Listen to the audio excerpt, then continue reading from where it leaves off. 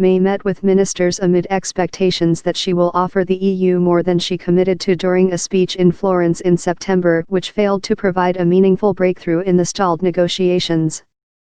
Despite growing pressure from businesses to show she can drive talks onto the subject of future trading relations with the EU, May's office gave little away as to the conclusions of Monday's meeting.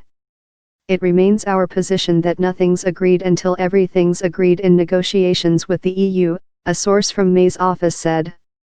As the Prime Minister said this morning, the UK and the EU should step forward together. Media reports said the ministers had agreed to make an offer which would increase the value of May's existing commitment, but gave no specific details. The BBC reported that no specific amounts had been discussed during the meeting. May has repeatedly signalled that she will increase an initial offer that is thought to be worth about a third of what Brussels wants.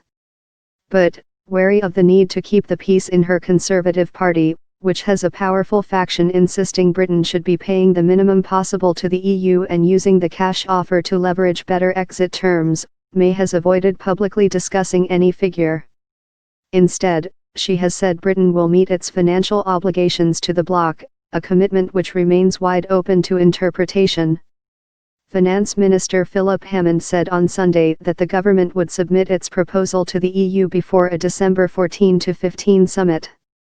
He warned Britain would be prepared to negotiate hard over the bill, acknowledging differences of opinion with the EU on the value of liabilities, and whether Britain was even liable at all for some elements of the total amount mooted by Brussels.